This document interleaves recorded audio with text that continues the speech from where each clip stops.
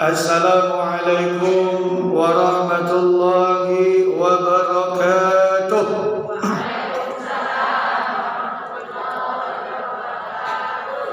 Bismillah walhamdulillah wal khairu wa syarru bimasyiatillah. Bismillah walhamdulillah alladzi bi ni'matihi tatimmu salihah. Bismillah walhamdulillah ala kulli hal. Nastaghfirullah min kulli dhanb. Bismillah walhamdulillah la hawla wa la quwwata illa billah. Allahumma salli wa sallim ala sayyidina wa maulana Muhammadin wa ala alihi wa ashabihi wa man tabi'ahum bi ihsanin ila yaumiddin, amma ba'd. Yang sama-sama kita hormati, kita muliakan, yang dimuliakan oleh Allah Subhanahu wa taala, Ibu Ketua Majelis Ta'lim Masjid Syuhada beserta jajarannya, yang saya hormati, saya muliakan, ibu-ibu anggota perwiritan Masjid Syuhada. Mudah-mudahan hadirnya kita, berkumpulnya kita di tempat ini senantiasa mendapat ridha dan berkah dari Allah Subhanahu wa taala. Amin. Allahumma ya rabbal alamin. Kembali kita bersyukur kepada Allah Subhanahu wa taala dengan memperbanyak mengucapkan alhamdulillahirabbil alamin. Bersolawat kita kepada junjungan alam, yakni Nabi besar Muhammad sallallahu alaihi wasallam, dengan ucapan Allahumma salli ala sayyidina Muhammad wa ala ali sayyidina Muhammad. Ibundaku yang dirahmati Allah Subhanahu wa taala, alhamdulillah hari ini kita berada pada tanggal 12 Rabiul Awal, bertepatan dengan Maulidan Nabi Muhammad sallallahu alaihi wasallam. Apa itu maulid, Bu? Ada yang tahu? Maulid itu hari kelahiran Nabi Muhammad sallallahu alaihi wasallam. Beda dengan maulud. Maulid dengan maulud. Apa itu maulud? Maulud itu bayi atau anak yang dilahirkan. Makanya sering kita mendengar hadis, kullu mauludin yuladu alal fitrah. Kullu mauludin yuladu alal fitrah. Setiap bayi atau anak yang dilahirkan itu dalam keadaan fitrah, suci, bersih, tak ada satupun dosa. Jadi yang mana benar, Ustaz? Maulid atau maulud? Kalau menurut bahasa kalimat yang benar, Maulidan Nabi atau Maulid Nabi besar Muhammad sallallahu alaihi wasallam, atau hari kelahiran daripada Nabi Muhammad sallallahu alaihi wasallam. Kalau bahasa kitanya Bapak Ibu, kata guru saya, hari kelahiran atau ulang tahunnya Nabi Muhammad sallallahu alaihi wasallam. Ibundaku yang dirahmati Allah Subhanahu wa taala, Nabi Muhammad sallallahu alaihi wasallam adalah sosok manusia yang paling sempurna yang diciptakan oleh Allah Subhanahu wa taala. Bukan hanya sempurna fisiknya saja. Mungkin kita semua sudah tahu, Bu, bagaimana fisiknya Rasulullah. Dari mukanya saja, Masya Allah, Tabarakallah. Sekarang saya mau tanya, Bu, mana ganteng Nabi Muhammad dengan Nabi Yusuf? Pening ibu-ibu, bingung jawabnya. Mana ganteng, Bu?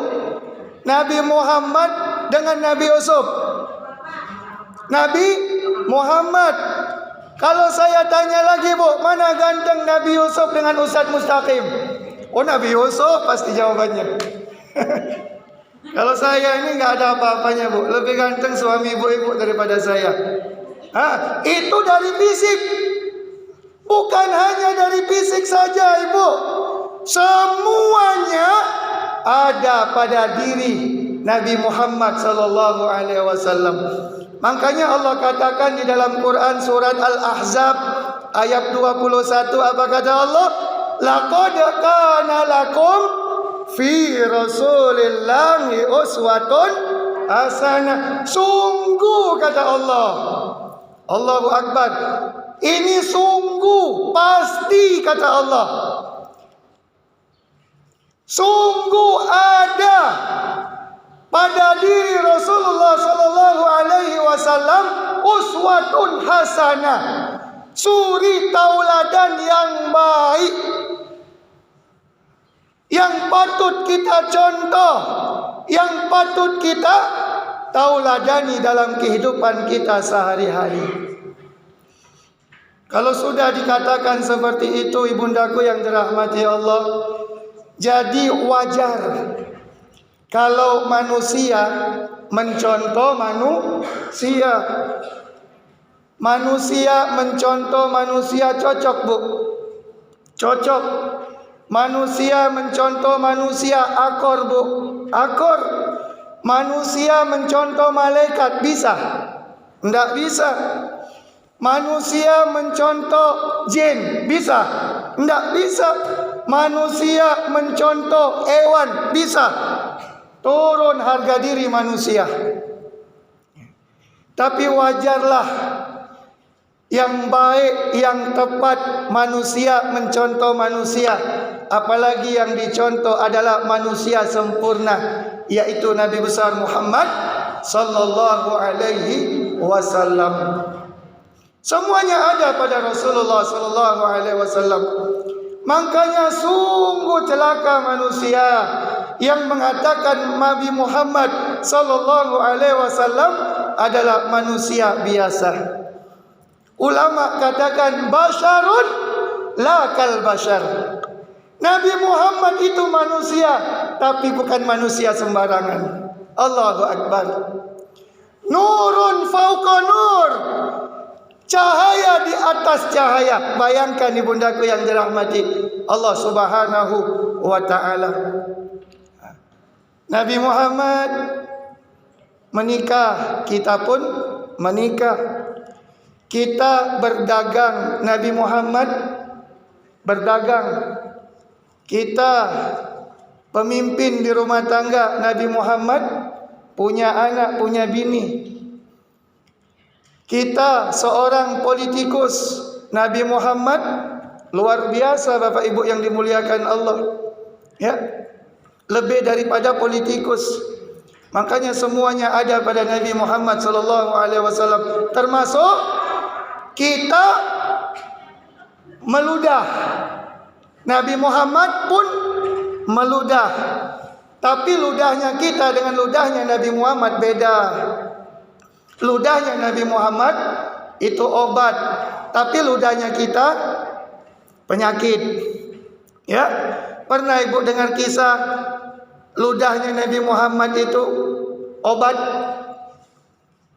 Ketika terjadi sebelum hijrah dari Mekah ke Madinah, siapa yang menemani Nabi Muhammad hijrah? Bu, fokus, Bu. Siapa yang menemani Nabi Muhammad hijrah? Seorang sahabat beliau yang dekat dengan beliau, khalifah pertama setelah Rasulullah. Siapa dia? Abu Bakar radhiyallahu taala an. Ketika ingin bersembunyi di Goa Thur, apa kata Abu Bakar? Ya Rasulullah, engkau mantap-mantap di sini. Biar saya duluan yang masuk. Takut nanti ada apa-apa di dalam Goa Thur. Karena Goa Thur goa yang gelap, goa yang kotor, banyak binatang-binatang buas di dalamnya. Maka masuk duluan Sayyidina Abu Bakar radhiyallahu ta'ala digosok-gosoknya oleh Abu Bakar dinding-dinding goa tersebut. Ya, dibersihkannya oleh Abu Bakar dinding goa-goa tersebut, termasuk lubang-lubangnya, termasuk lantai-lantai yang ada di dalam goa. Tiba-tiba datang kalajengking, maka disengat Abu Bakar radhiyallahu ta'ala. Ketika itu dilihat oleh Nabi, diam Abu Bakar, tak ngomong, tak berkutik. Ditanya oleh Rasulullah, wahai Abu Bakar, kenapa dengan engkau? Apakah engkau capek? Tidak. Apakah engkau letih? Tidak. Apakah engkau merasa tidak mau menemaniku? Tidak ya Rasulullah. Jadi kenapa engkau diam saja, enggak ngomong? Apa kata Abu Bakar? Ya Rasul, ini tanganku ya Rasul. Kenapa dengan tanganmu wahai Abu Bakar? Digigit kalajengking ya Rasul. Dilihat oleh Rasulullah bengkak, bu, Masya Allah, tabarakallah. Kemudian diambil tangannya Abu Bakar oleh Rasulullah, dibacakan bismillah, kemudian diludah. Apa yang terjadi? Bengkak biru jadi hilang seketika. Inilah ludahnya Rasulullah sallallahu alaihi wasallam. Tapi kalau ludahnya kita, bu, kita ludahin tangan orang yang sakit, kena luka, kena bakar, malah tambah parah penyakitnya. Banyak bakterinya, banyak virusnya ludah kita. Apalagi ludah orang yang merokok, ya. Apalagi ludah orang yang sering makan jengkol. Apalagi ludah orang yang jarang sikat gigi. Jangankan meludah, bau awalnya saja Allahu Akbar kabiro. Ini ludahnya Rasulullah. Begitu pula keringatnya Rasulullah. Allahu Akbar. Makanya ketika Rasulullah pulang dari luar penuh dengan keringat, sampai di rumah yang pertama kali mengelap semua keringat-keringat Rasulullah itu siapa? Istrinya. Siapa nama istrinya? Sayyidatu Aisyah radhiyallahu ta'ala. Dilap keringatnya, bu. Wah, dilap oleh Siti Aisyah keringat Rasulullah. Kemudian setelah diilap, diciumnya oleh Siti Aisyah, harum, harum. Nah, tapi kalau keringat kita, bu, makanya ibu-ibu kalau kepengen menjadi ibu-ibu yang soleh, ya, lapin keringat suaminya. Ya, pulang suaminya habis nyangkul di sawah, habis nyangkul sawit, habis panen, ya. Pulang ke rumah penuh dengan keringat, dilapin, bu, diciumin keringat suaminya. Ya, apa rasanya, bu? Ibu sendiri yang tahu bagaimana bau keringat suaminya. Inilah Masya Allah, tabarakallah, keistimewaan, kemuliaan daripada baginda Rasulullah sallallahu alaihi wasallam. Jadi wajar saja Allah sendiri katakan Rasulullah itu manusia yang patut dicontoh, ditauladani. Apa yang kita harapkan dari Rasulullah, bu? Tiada lain, tiada bukan syafaatnya. Allahu Akbar. Makanya kita banyak baca salawat agar kita mendapatkan syafaat daripada Nabi Muhammad sallallahu alaihi wasallam. Ternyata, bu, dari sekian banyak umatnya Nabi Muhammad, tak semuanya mendapatkan syafaat Nabi Muhammad sallallahu alaihi wasallam. Makanya di dalam Al-Quran Allah katakan, surat Az-Zumar ayat 68, apa kata Allah? A'udzu billahi minasyaitonir rajim. Bismillahirrahmanirrahim. Wa nufikha fis-sur fasa'iqa ma fis samawati wa ma fil ard illa ma syaa Allah. Tsumma nufikha fihi ukhra fa'idhahum qiyamun yanzurun. Ketika Allah memerintahkan malaikat Israfil untuk meniup sangkakala, tiupan yang pertama meledak dunia, terjadilah hari kiamat. Tak ada satu pun makhluk yang diciptakan oleh Allah Subhanahu wa taala yang selamat, semuanya binasa, semuanya mati, termasuk kita manusia. Illa masya Allah, kecuali mereka yang dikehendaki oleh Allah Subhanahu wa taala. Tsumma nufikha fihi ukhra, kemudian tiupan sangkakala yang kedua, kita yang mati, kita yang binasa, mulai dari Nabi Adam sampai ke zaman nanti dibangkitkan lagi oleh Allah Subhanahu wa taala. Ketika kita membuka kedua mata kita, sudah berubah keadaannya, Bu. Tidak seperti kita lihat sekarang. Itulah yang dinamakan padang mahsyar. Allahu Akbar. Padang mahsyar itu seperti apa, Ustaz? Kalau kita kaji luas, panjang, bisa ibu-ibu nanti lihat Google, bisa ibu-ibu nanti lihat YouTube, bagaimana kondisi keadaan padang mahsyar yang akan kita temui nanti. Allahu Akbar. Semua manusia berkumpul di sana. Tak ada satu pun yang tertawa, semuanya pada menangis. Tak ada yang bisa menyelamatkan kita, Bu. Semuanya pergi ke tempat Nabi Adam. Karena kita tahu Nabi Adam adalah nenek moyang kita. Kita ke sana menjumpai Nabi Adam, kita meminta pertolongan, meminta syafaat daripada Nabi Adam. Ternyata Nabi Adam tak bisa memberikan syafaat.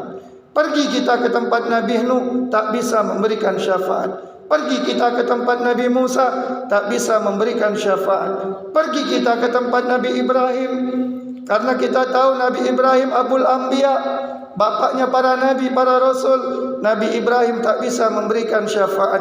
Pergi kita ke tempat Nabi Isa, Nabi Isa pun tak bisa memberikan syafaat. Bingung mau kemana kita. Dahsyat padang mahsyar itu, ibundaku yang dirahmati Allah. Maka teringatlah kita, ada sosok manusia yang luar biasa cintanya kepada kita. Bayangkan kita belum ada, tapi nama kita selalu disebut-sebut beliau. Siapa Nabi tersebut?